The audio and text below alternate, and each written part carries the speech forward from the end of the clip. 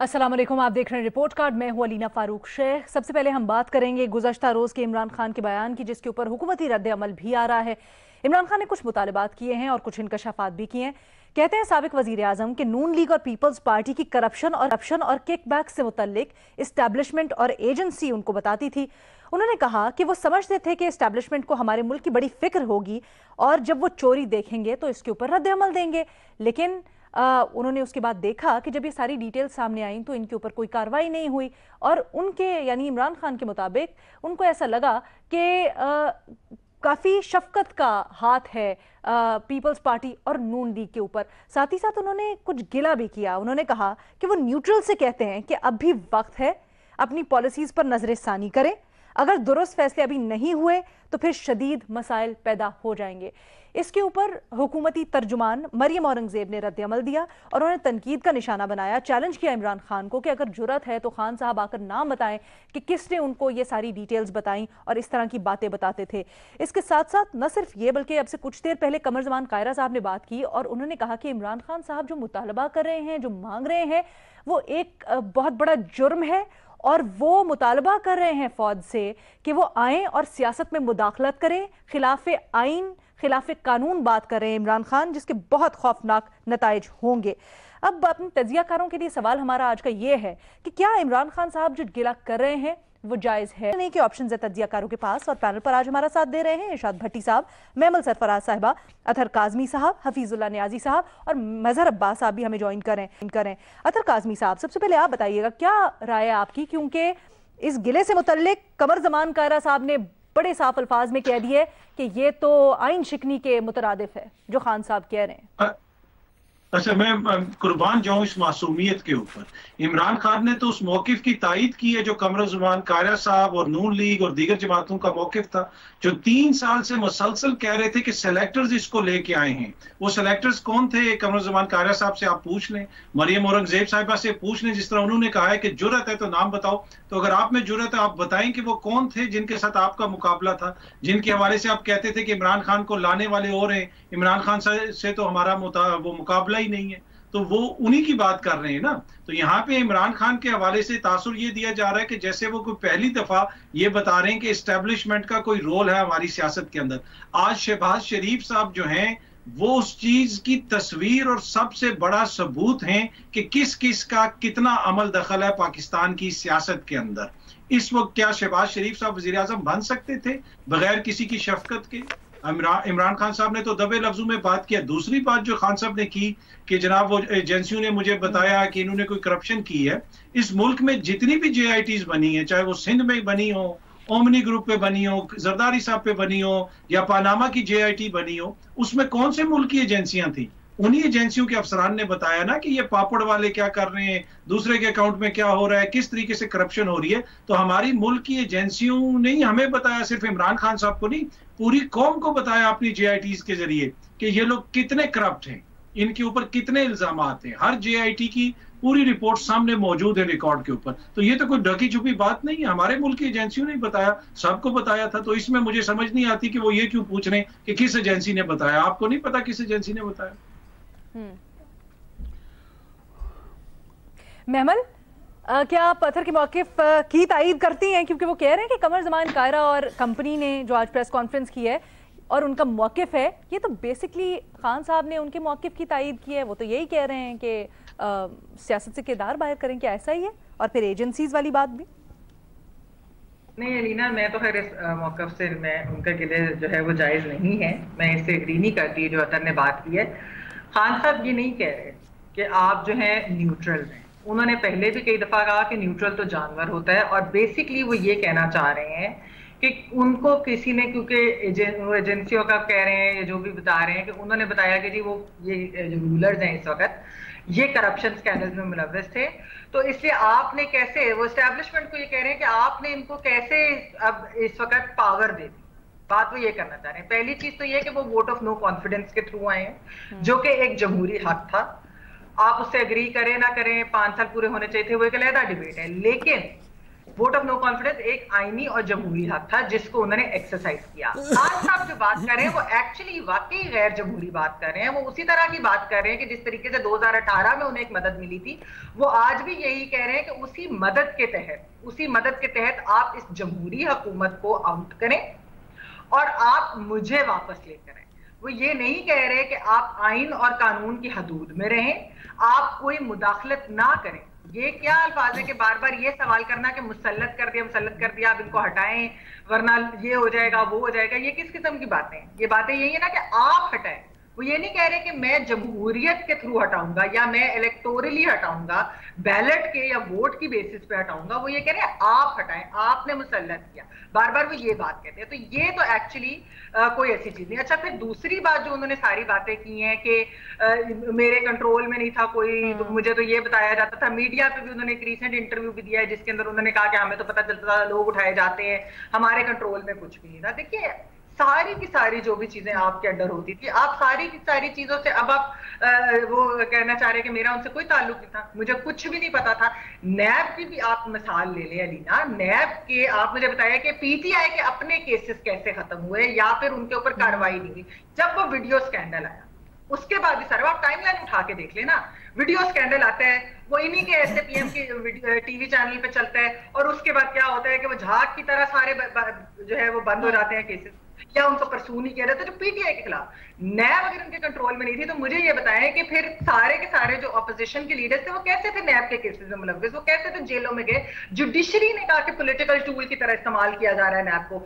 आप बताए एफआईए के बशीर मेमन साहब जो है उन्होंने आकर बताया कि किस तरह कहा जाता था खान साहब की तरफ से कि फेक केसेस बनाए। वो उनको एजेंसियां कह रही थी फेक केसेस बनाए, खान साहब का नाम ले रहे ना। तो बात ये है कि ये हर चीज का मलबा। अच्छा, काजी फायज ईसा साहब के ऊपर उस वक्त इनकी हुकूमत के लोग क्या कहते थे?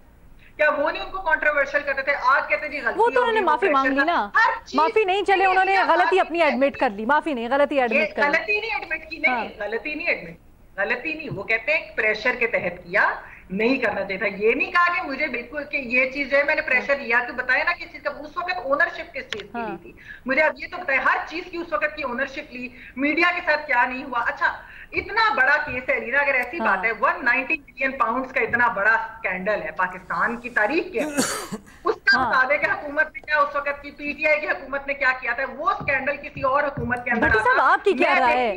क्योंकि जैसे कह रहे हैं अथर, हमने ये मरियम नवाज और फिर हुकूमती शख्सियात से खान साहब की हुकूमत जाने से पहले ये सच बात है कि सुना था कि वो कहते थे ये लोग लेके आए इनको, अब इनका फर्ज है ये उठाएं, अगर ये मदद दे देते हैं तो इसमें कोई नहीं। तो ये बयान भी हमने सुने, लेकिन महमल के दलाइल भी अपनी जगह बिल्कुल सही हैं। आपको क्या लग रहा है, आपकी क्या राय है? मैडम शेख, इमरान खान साहब का गिला जायज़ है। इमरान खान साहब जब बहसीयत वज़ीर आज़म भी बयान रिकॉर्ड पर हैं कि नैब मेरे कंट्रोल में होता तो मैं ये कर देता, नैब सुस्त है, नैब काम नहीं कर रहा, नैब को अब तक ये कर देना चाहिए, नैब को वो कर देना चाहिए।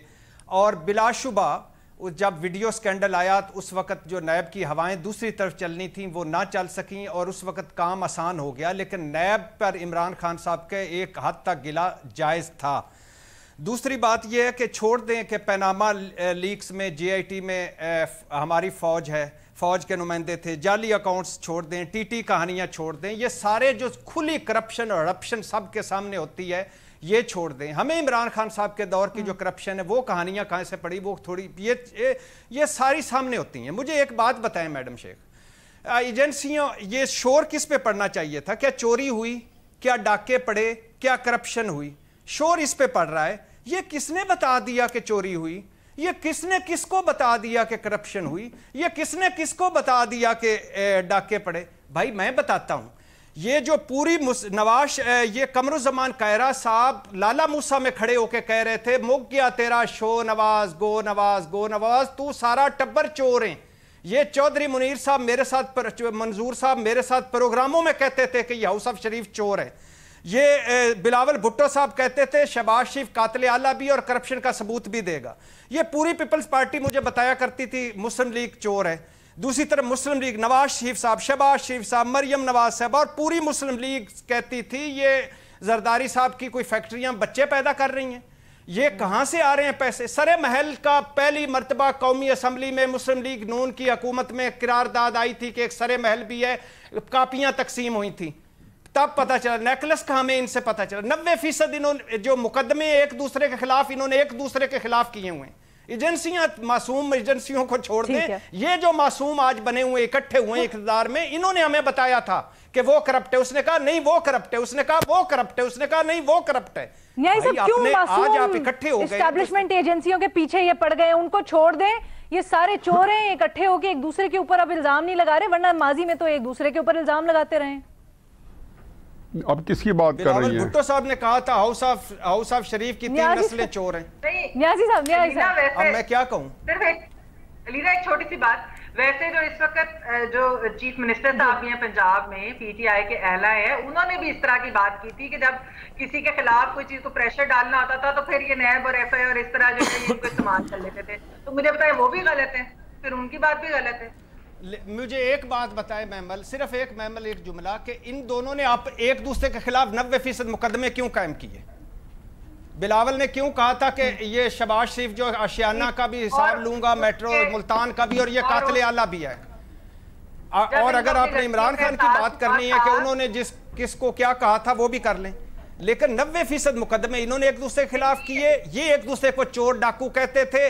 इनकी जीआईटीज में आर्मी थी और पता चला हमें पहली दफा आज, वैसे वो जीआईटी वालों वो भी किधर होंगे बेचारे, मुंह छुपाते फिर रहे होंगे जीआईटी वाले, कि उनकी पता नहीं फैमिली के साथ क्या हो रहा है। मैं आपके जवाब का जवाब देने देना महमल। नहीं अलीना, मैं वैसे भट्टी साहब के जवाब का जवाब इल्जामात का नहीं दे रही थी, मैं अपने पॉइंट में ऐड कर रही थी कि नैब और एफआईए के जो इस्तेमाल मेरे कंट्रोल में नहीं है, तो वो इनके अपने जो एलाइज हैं उन्होंने भी ये बात कही कि जब प्रेशर डालना होता था किसी के ऊपर, सियासी प्रेशर, तो फिर इस तरीके से प्रेशर आता था कि केसेस जो है बना देते थे या कहते थे इसको पकड़ लो, ये कर लो, पकड़ धकड़ के ऊपर। मैं वो पॉइंट ऐड करी थी, मैं बयानात के ऊपर पाई नहीं कि कौन किसने किसके बारे में कहा। वो न्याजी साहब को शामिल गुफ्तगू करते हैं। हाँ, न्याजी साहब को शामिल गुफ्तगू करते हैं। हो सकता है कि अतर साहब के पास भी कोई पॉइंट ऑफ ऑब्जेक्शन हो, चेक कर लें।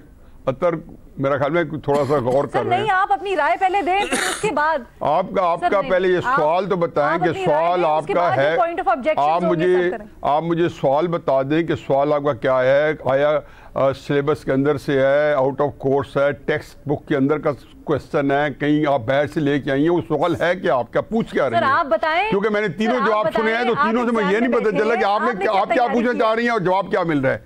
क्या बताएं, आप सवाल करते, मैं आपको जवाब दे देता हूँ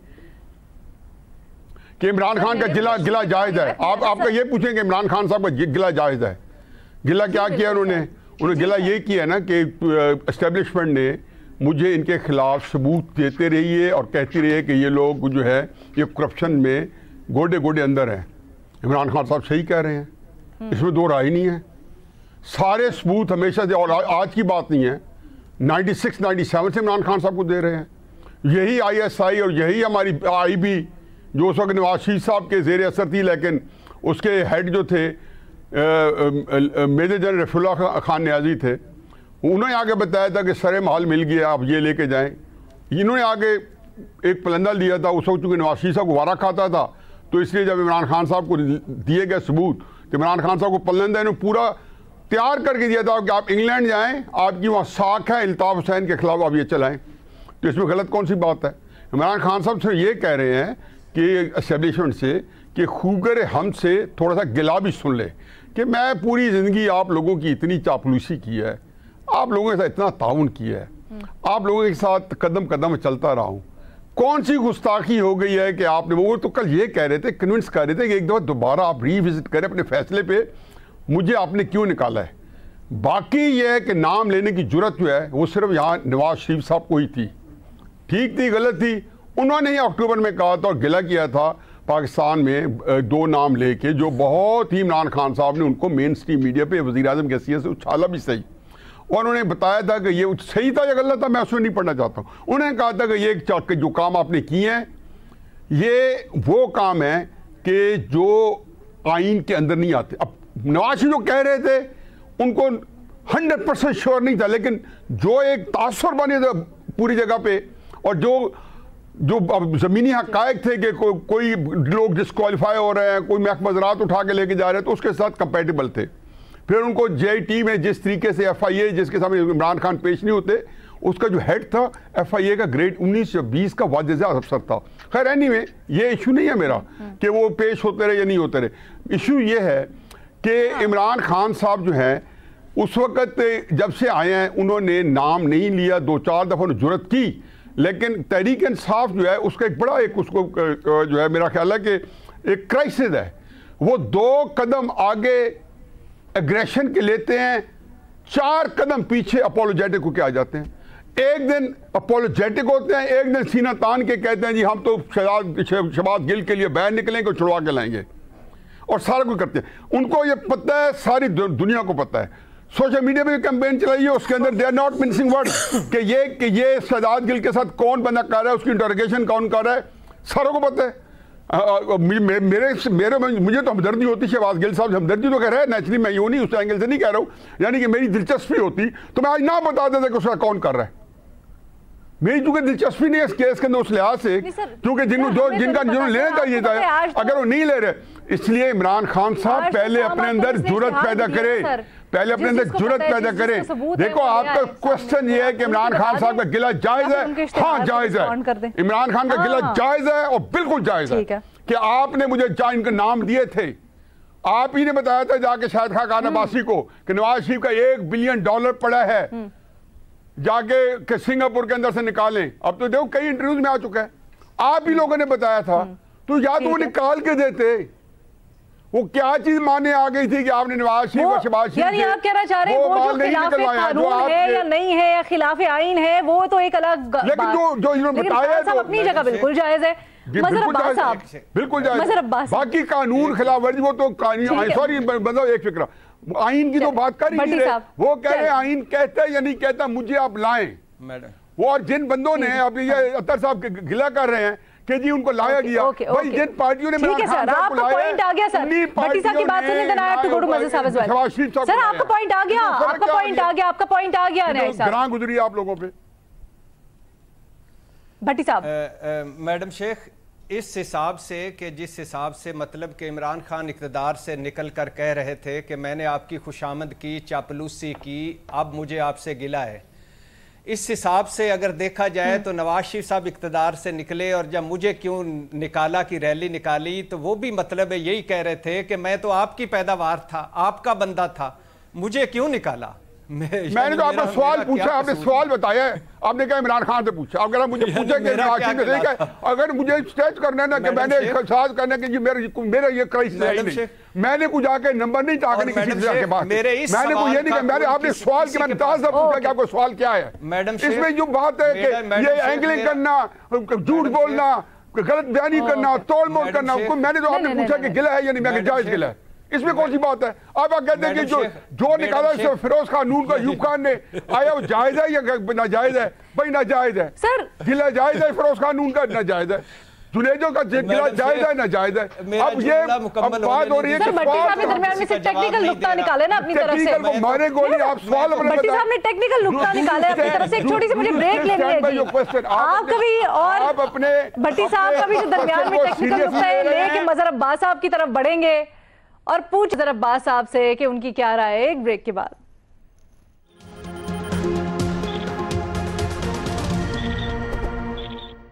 ब्रेक के बाद खुशामदीद, हम बात कर रहे हैं इमरान खान साहब के कल के बयान की और फिर आज उसके ऊपर हुकूमती रद्द-ए-अमल जो आया है। मज़हर अब्बास साहब आपकी क्या राय है? बड़ी दिलचस्प गुफ्तगू हो रही थी यहाँ पर ब्रेक से पहले। न्यायी साहब कहते हैं ये खान साहब का मुझे क्यों निकाला का वर्जन है। जी मेरा ख्याल है खान साहब का गिला जायज नहीं है, इसलिए जायज नहीं है क्योंकि फिर वो हुक्मरान कैसे थे कि आप गिला उनसे कर रहे हैं जो आपके अंडर आते हैं, या तो आप ये बताएं कि आप उनके अंडर थे, वो आपके अंडर नहीं थे। अगर आपके अंडर ये थे और आप वजीर आजम थे तो फिर ये गिला कैसा? फिर तो आपको एक पोजीशन लेनी चाहिए, एक स्टैंड लेना चाहिए। ये बिल्कुल उसी तरह गिला जायज नहीं है जिस तरह 2018 में नवाज शरीफ का गिला जायज नहीं था। कैसी पार्टी है आपकी कि बलूचिस्तान में रातों रात बदल गई? कैसी जमात है आपकी कि स्टैंड नहीं कर सकी? 2/3 मेजॉरिटी थी 99 में नवाज शरीफ साहब की, रातों रात हुकूमत खत्म हो गई, पार्टी खत्म हो गई, न कोई सड़कों पे एहतजाज न कुछ। 2018 में बलूचिस्तान अवामी पार्टी बन जाती है। आज मुझे बताएं इमरान खान साहब कि जिन जमातों को आपसे, आपकी पार्टी से, इत्तेहाद से निकाल के ये अदम एतमाद तहरीक लाई गई, क्या यही जमातें नहीं थी जिनको मिलाकर आपकी हुकूमत बनाई गई? इसलिए हमारे दोनों जो इलेक्टेड प्राइम मिनिस्टर थे, दोनों का गिला जायज नहीं है। ये इनकी हुकूमती कमजोरियां हैं, ये इनकी जमात की कमजोरियां हैं कि वो पोजीशन नहीं ले पाते। आप मुझे बताएं इमरान खान साहब कि सेनेट के चेयरमैन के खिलाफ अदम एतमाद की जो तहरीक आई थी, ये भी बता दें कि वो अदम एतमाद की तहरीक चेयरमैन सेनेट के खिलाफ कैसे नाकाम हुई? क्या लोगों के ज़मीर जागे कि 64 में से 64 आदमी खड़े होते हैं चेयरमैन सेनेट के खिलाफ, और जब सीक्रेट बैलेट होता है तो 34 रह जाते हैं? तो मेरे ख्याल में ये अपनी कमजोरियां शो करने की बातें हैं। ये आप ये शो कर रहे हैं कि न्यूट्रल्स इतने स्ट्रांग थे कि वो आपकी हुकूमत को चलना नहीं। नैब का चेयरमैन, आपने तहकीक करवाई नैब के चेयरमैन की वीडियो लीक की, जो वीडियो लीक हुई थी, कहां से हुई थी, किस तरह की रिपोर्ट्स थी, कौन जिस चैनल से चलाएगी उस चैनल के जो साहब थे वो कहां बैठे हुए थे? तो ये आपकी जिम्मेदारी थी एज ए प्राइम मिनिस्टर। आप क्यों नहीं नैब को कंट्रोल कर सके? अगर आपका ये गिला जायज है कि नैब आपके अंडर नहीं थी, फिर क्यों नहीं थी आपके अंडर? सर मैं जरा इसका काउंटर आर्गुमेंट लेना चाहूंगी। बड़े अच्छे आपने पॉइंट्स उठाए, लेकिन चूंकि आपने भी नवाज शरीफ के 2018 वाले बयानिए से मवाजना कर दिया, तो न्यायी साहब अगर आप जवाब देना चाहें सर एक जुमले में, सर क्या ये मवाजना जायज है? मजहर साहब से देखिए जी क्या 2-3 चीजें इमरान खान साहब के, एक सेकंड, क्योंकि मजहर साहब ने इनकॉर्पोरेट किया है कि जी मवाजना किया है नवाज शरीफ साहब के केस से, और मेरा ख्याल है कि उनका पॉइंट है, उसकी मैं रिस्पेक्ट करता हूँ। नवाज शरीफ के केस में बिल्कुल डिफरेंट ट्रेल यूज़ की गई है। नवाज शरीफ के केस में 2014 के जो धरने हैं उसका जवाब मुझे आज तक नहीं मिला कि रियासत में वो कौन सी उफ्ताद आ पड़ी थी कि कराची से लेके लाहौर तक अप्रैल 2014 में बिल बोर्ड लग गए थे कि सियासत नहीं रियासत बचाओ। और मैं तो लफ्ज़ कहना नहीं चाहता हूँ कि क्लाउन, मतलब 2 ऐसे नॉन सीरियस बंदे आ गए और कंटेनर में बैठ के और उसके लिए फिर किस तरह ताब और मीडिया पे कि जियो को बंद करके 39-40 चैनल्स को नवाज की हुकूमत के खिलाफ इस्तेमाल किया गया। कब? 2014 में। तो इसलिए उसकी ट्रेल चल रही थी पीछे से, और उसके अंदर हर दफा आती थी कि 2016 की एक्सटेंशन आई, उनको खतरा था। उसके लिए अब कितनी डिस्कशन आ रही है, एकेडमिक बात हो चुकी है। फिर जो ये पता था कि असलम बेग को नवाज शरीफ साहब ने एक्सटेंशन नहीं दी थी। नवाज शरीफ की एक बड़ी ट्रेल चल रही थी कि किसी आर्मी चीफ को, असलम बेग जो उसको हैंड पिक था नवाज शरीफ को, उसने लगाया था ऐसे जैसे इमरान खान को आज लगाया है एस्टेब्लिशमेंट 2018 में। इसी तरीके से 1980 में लेके आए थे, 90 में लेके आए थे। उन्होंने जब लाया तो उनके पास एक ट्रेल थी कि आर्मी चीफ को एक्सटेंशन नहीं देते। चुनाचे 2016 आया, फिर उनको डिस्क्वालीफाई कर दिया गया। उनको तो हर तरीके से ये किया गया कि मार्च 2018 में बलूचिस्तानी गवर्नमेंट गिर रही है, जब सेनेट के इलेक्शन हो रहे हैं, और 2017 में नवाज शरीफ साहब घर बैठे हैं, उनसे पार्टी से ले ली गई है, उनके सेनेट के टिकट वापस ले लिए गए हैं। सुप्रीम कोर्ट ने कहा कि सुप्रीम कोर्ट मुस्लिम नून अपने टिकट नहीं यूज कर सकते, बाय इलेक्शन में टिकट नहीं यूज कर सकते। ये सारी फैक्ट्स हैं। तो इसलिए उनका मुझे क्यों, वो कह रहे हैं उनका मुझे क्यों निकाला हलाल है? नहीं हलाल मैं हराम की तो बात नहीं कर, मैं तो सिर्फ एकेडमिक बात कर रहा हूँ, एक एकेडमिक डिस्कशन कर रहा हूँ, हलाल हराम की बात नहीं कर रहा हूँ। मैंने उनको फैक्ट्स दिए, मैंने मतलब समझते हैं ये सारी बातें, मैंने इसलिए उनके सामने रखी है। वो और कोई मसला बात करता है, मैं कोई मसला बात करता मैं खाते में ना लाता। मदर साहब को, अतर गाजी को मैं अहमियत देता हूँ। सर अब मेरा जवाब नहीं सुन रहे, मजहर साहब देखिए, किसने 2014 में जनरल राहील शरीफ से कहा कि इमरान खान से बात करें? क्यों कहा? इसलिए कि नवाज शरीफ साहब से सिचुएशन हैंडल नहीं हो रही थी। क्या नवाज शरीफ की कहा कि जनरल राहील शरीफ से कि ताहिरुल कादरी और इमरान खान से गुफ्तगू करें? जी मैं आप बता, अब इसका जवाब ले ले, इस पॉइंट का जवाब ले ले। पहले बात सुन लें, पहले मेरी बात सुन लें, सबकी बात कंप्लीट होगी। देखिए 4 हलकों से कैंपेन शुरू हुई थी इमरान खान की, अगर उस वक्त नवाज शरीफ फौरी तौर पे इस चीज को मान लेते तो सिचुएशन इतनी एग्रीवेट ही नहीं होती। उसके बाद मॉडल टाउन हो गया। मॉडल टाउन तो किसी आप तो हो सकता है किसी प्लान का हिस्सा हो, लेकिन मॉडल टाउन की भी रिस्पॉन्सिबिलिटी तो उस वक्त की पंजाब हुकूमत की बनती है। 2014 में वो उधर पहुंच गए। ये बात बिल्कुल ठीक है कि पीछे पीछे एस्टैब्लिशमेंट थी इमरान खान की उस कैंपेन को बिल्ड करने में, लेकिन नवाज शरीफ साहब ने जनरल राहील शरीफ को दावत दी। उसके बाद आपने उनसे कहा कि आप इंटरवीन करें, और अगर उस वक्त पाकिस्तान पीपल्स पार्टी और ऑपोजिशन नवाज शरीफ के साथ आप यार सुन ले मज़हब, इसका जवाब सुन ले। ये आप कह रहे मेरी 2-3 बातें सुन ले, मैं 2-3 बातें मेरी सुन ले। चलो इनकी बात मुझे 2-3 बातें मैंने बाकी 2-3 बातें मेरी सुन ले। पहली बात यह है कि इमरान खान साहब के पास नवाज शरीफ आते हैं मार्च 2014 में हाई टी करने। दूसरी बात यह है कि 4 हलकों में एक सिर्फ बुलेट पॉइंट दे रहा हूं, 4 हलकों के केसेस सारे के सारे हाई कोर्ट और सुप्रीम कोर्ट लेवल पे पहुंचे हुए थे। तीसरी बात यह है कि 4 हलकों में से इमरान खान साहब 1 सीट रिट्रीव कर सके थे जहांगीर तरीन की। बाकी उसको जो डार है उसके सियालकोट के, उनको सुप्रीम कोर्ट ने जुर्माना दिया कि वो परसू नहीं कर रहे। लेकिन इशू ये नहीं था। जब धरने हुए तो राहील शरीफ साहब को बुला के कैसेट सुनाई गई, और आपको पता है कि वहां पे ISP आप सुनते जाए ISPR का स्टेटमेंट है था। ये सारे पब्लिक डॉक्यूमेंट। आप मतलब बात तो पूरी सुन ले, अब बात सुन लेना, मतलब 2 फिक्रों में मुकम्मल हो जाएगा आपका जवाब। तो क्या आया मतलब बात कर आप उनकी आवाज रुक जाती है जब आप बोल रहे होते हैं। मतलब आप एक बात 2 फिक्रों में जवाब मुकम्मल है, बस 2 फिक्रे होने दें ताकि उसमें मुकम्मल करें। उसके बाद क्या ISPR की स्टेटमेंट आई कि धरने के ऊपर जो खड़े हैं, जो अंपायर की उंगली के ऊपर सहारा कर रहे थे, और जिन्होंने कहा था कि नवाज शरीफ जो है रिजाइन लिख चुका है, जो कि मैं इनको पता चला कि नवाज शरीफ नहीं लिख रहा। उन्होंने उसके बाद ये बात है अगस्त की, सितंबर की बातें कर रहे हैं आप, मैं बात कर रहा हूं अगस्त की। उन्होंने कैसेट सुनाई राहील शरीफ साहब को कि आपके दायरे की कैसेट है जिसमें वो ये कह रहे हैं और ये शिकायत कर रहे हैं। वो बड़ी मशहूर हुई, उसी के ऊपर मुशाहिदुल्लाह खान को रिजाइन देना पड़ा। तो फिर आप जो हमारी ग्राउंड रियलिटीज है वहां पे जाके राहील शरीफ साहब ने इनको बुलाया, इनको कहा कि अब आप घरों को चले जाएं क्योंकि सारी चीजें जो है वो काउंटर प्रोडक्टिव हो गई हैं। मैं एक छोटी सी ब्रेक लेना चाहूंगी जी। मैं एक छोटी सी ब्रेक लेना चाहूंगी जी। एक ब्रेक के बाद वापस आते हैं और फिर डिस्कशन को कंटिन्यू रखेंगे। Welcome back after the break ji. महमल आप कुछ कहना चाह रही थी ब्रेक से पहले।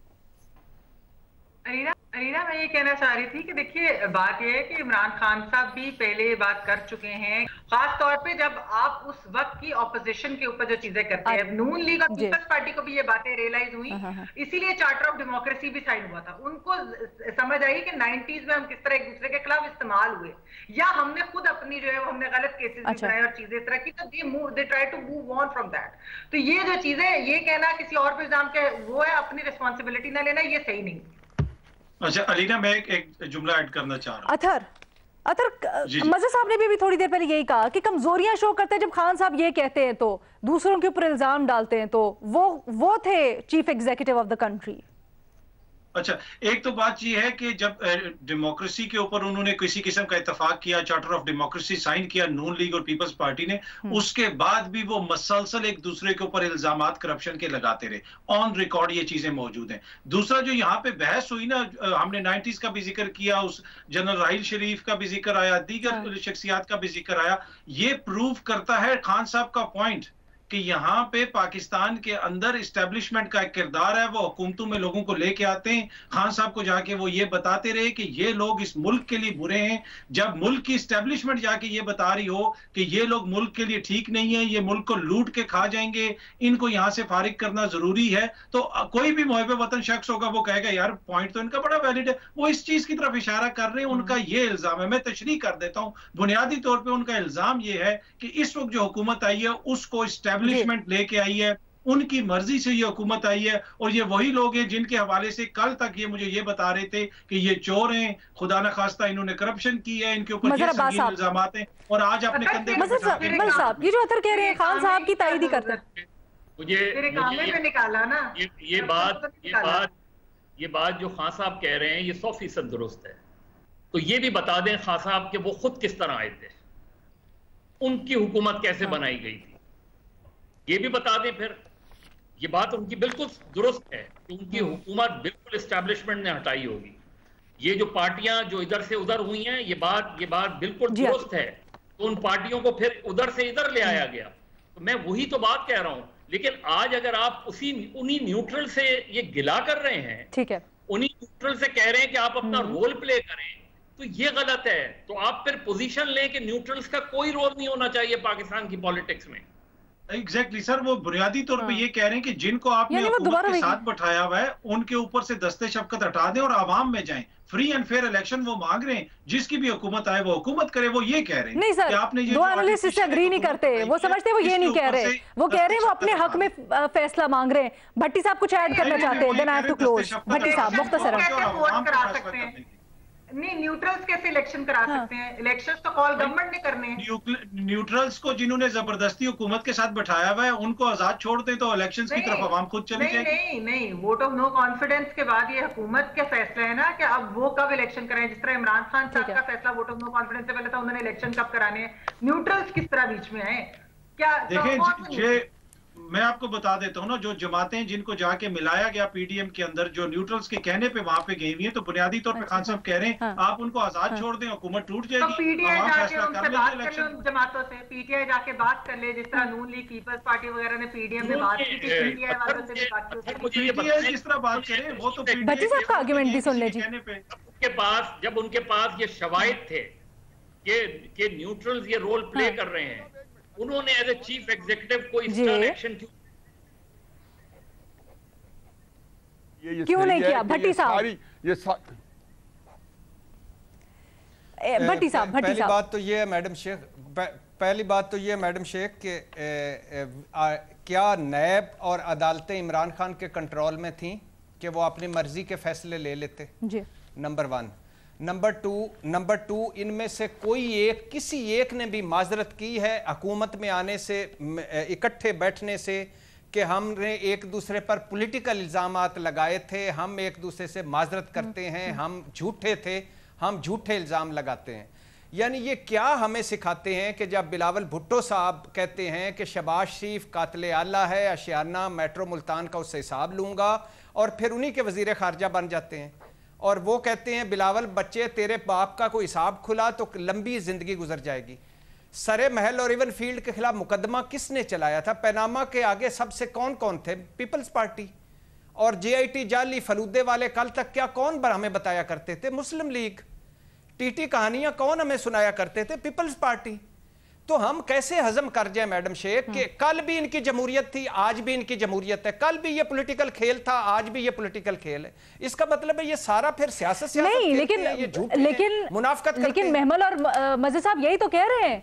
मज़े साहब कह रहे हैं, महमल कह रही हैं कि आज खान साहब भी वही कर रहे हैं। आज खान साहब कह रहे हैं कि इनके ऊपर से हाथ हटाओ और मेरे ऊपर हाथ रख लो। कह रहे हैं इनको हटाओ, हाथ एक डिफरेंट, कह रहे हैं वो एग्जैक्टली सेम चीज कर रहे हैं खान साहब। मैडम शेख हाथ एक डिफरेंट, वो एक डिफरेंट है। मैं बात कर रहा हूं कि जो उन्होंने कहा ना कि एजेंसियों ने बताया कि वो करप्शन हो रही थी, जिस पे ये सारे अब सीख पा हो रहे हैं कि किस एजेंसी ने बताया। अच्छा, भाई आप हमें एक दूसरे ने बताया था, हमें एक दूसरे ने बताया था कि हम चोर हैं, उन्होंने कहा नहीं वो चोर है, उन्होंने कहा वो चोर हैं, वो डाके हैं, वो चोर हैं। मैं तो इस बात पे बात कर रहा हूं। ठीक है, माजरत के साथ ओके मेरा ये आपका पॉइंट मैंने नोट कर लिया। भट्टी साहब, माजरत के साथ हमारे पास वक्त खत्म हो गया। प्रोग्राम में इस डिबेट को जारी रखेंगे आने वाले दिनों में भी। अभी इजाजत दीजिए, अल्लाह हाफिज।